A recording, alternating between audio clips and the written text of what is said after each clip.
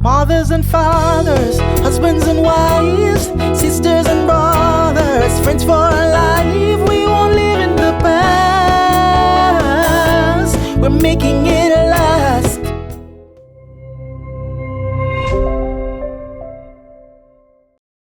Have you found your passion, and are you using that passion and turning it into a profit? Welcome to Make It Last podcast, where it's all about helping us to have better relationships, not just with ourselves, with other people. I'm Noreen Daly, and with me this time around is Racquel Ambursley. Racquel calls herself the Faith Walker. Did I say that right? The Faith Walker. She's an author, and what we're going to be unpacking this time around is turning passion into profit. Tell us a little bit about your book, because I just said you're an author. So tell us a little bit about your book, then we'll segue into the topic itself. All right, no problem. Thank you so much, Noreen, for having me.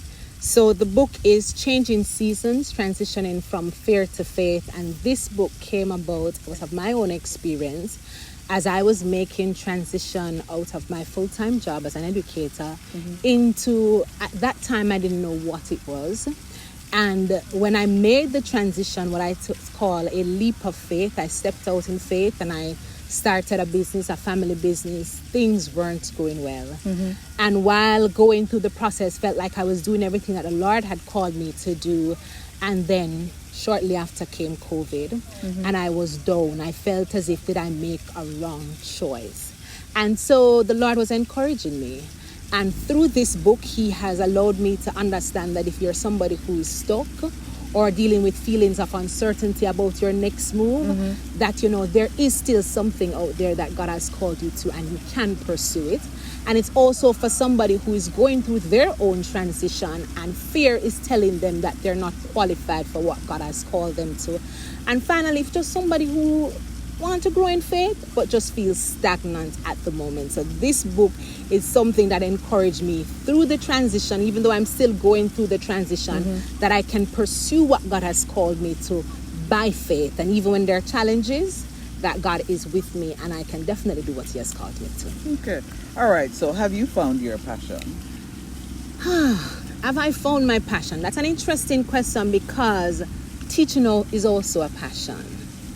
So I would say that we can have different passions and purpose depending on the different seasons that we're in our life. So at one stage, teaching was all I wanted to do. I'm that child who grew up beating the bed, writing on your parents' door, going home teaching. If I'm studying, I'm doing it as if I'm teaching a full room of class. So that was a passion and a dream. And I fulfilled that dream and passion. And I say to people, it's not that I won't go back into teaching. But for this season of my life, the Lord has called me into something new. And I want to pursue something that God wants me to do in this season and moment of my life. Will he switch? I don't know. And if he tells me to go back into teaching, I am open and willing. But I don't want to regret, not pursuing any new passion because I'm comfortable where I'm at and because this is what I always wanted to do. And so it doesn't mean you can't do anything else. Okay. I'm about to ask a question regarding then now turning passion into profit. But before we get to that, you keep making reference to the whole idea of season in terms of this is probably what you need to be doing at this particular season in your life. How do you know when a season is over and it's time to transition into another? That's a very important question. And even in the book, I was defining what it means to transition and how do you know when to transition.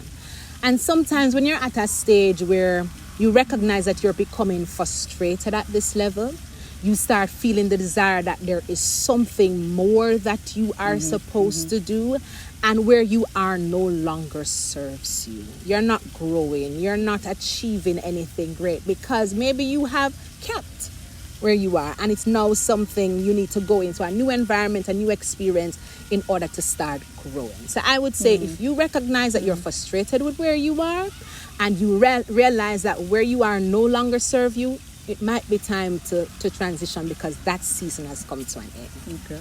So now, how then have you or are you turning your passion into profit? Well, for me, when I made the transition out of education, as I said, I went into entrepreneurship. We started a pharmacy, and that wasn't going well. But I think it was also a training ground for me to just trust the Lord.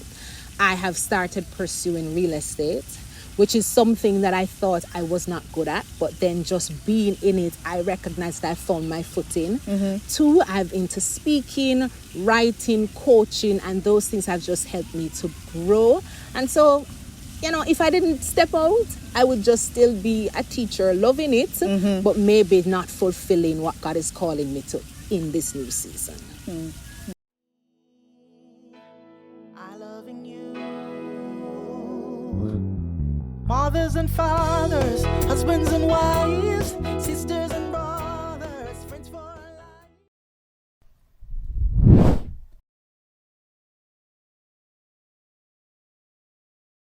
Hi, I'm Racquel Ambursley, author of Changing Seasons, Transitioning from Fear to Faith, as well as Faith Journal. I am here on Making It Last podcast with Noreen Daly, and we're going to take a break so you can hear from our partners. You can't live your best life without a healthy immune system. Boost your immune system the delicious way with Zappy's organic juices and punches. Made from local produce with zero added sugar, our juices cleanse and revitalize your body as they boost your natural immunity. Try our delicious flavors: Beat It, Berry Bomb, Get Fresh, Ton Up, and Island Splash. Find us on Instagram at Zappy's Organics, or call or send a WhatsApp message at 1-876-779-8910 to order today. That's 1-876-779-8910. Zappy's Organic Juices and Punches. Live your best life today.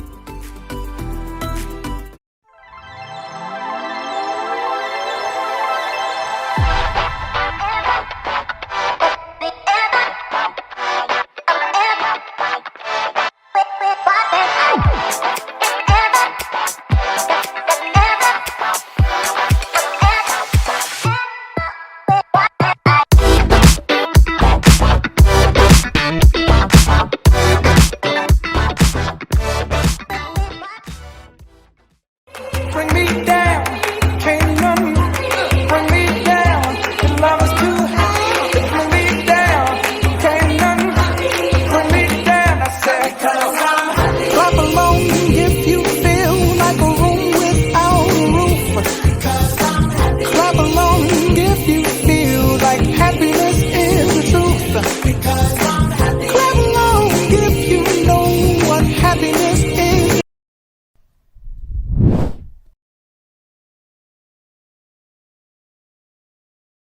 So welcome back to Making It Last podcast with Noreen Daly. I'm Racquel Ambursley, and we'll continue speaking.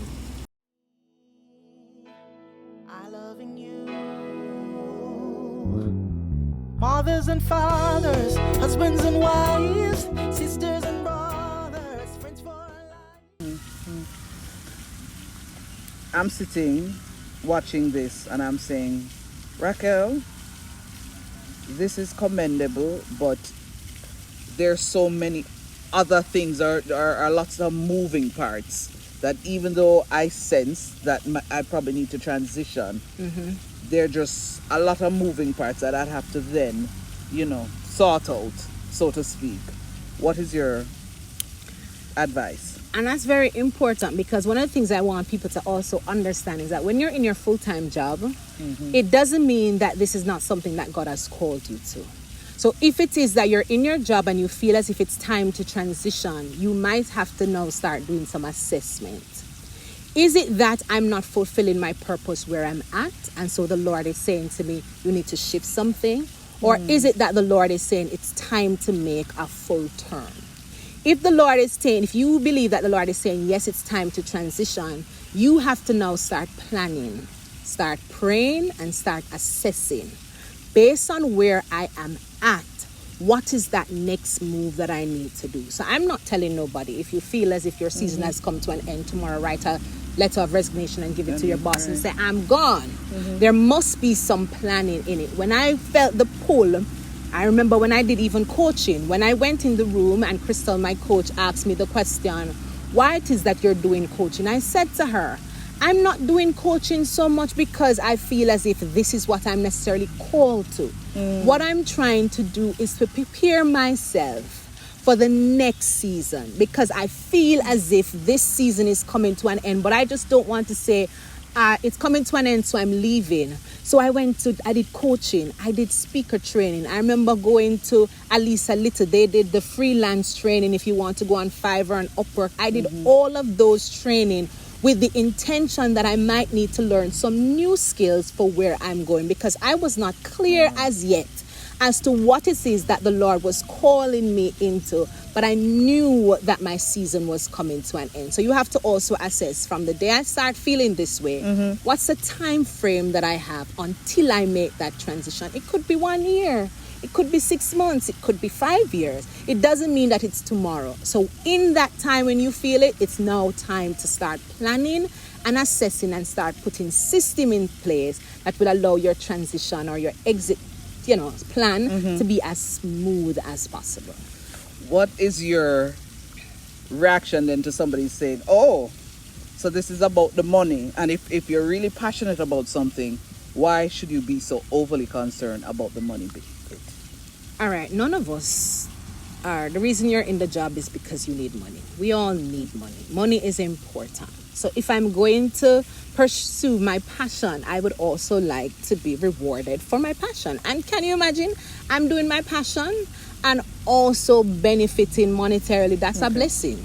So I would say to somebody, it's not about the money, but of course you're going to be concerned about the money, because as an employee, as an educator, you might not be paid much, or whatever you're doing, you might be paid a lot.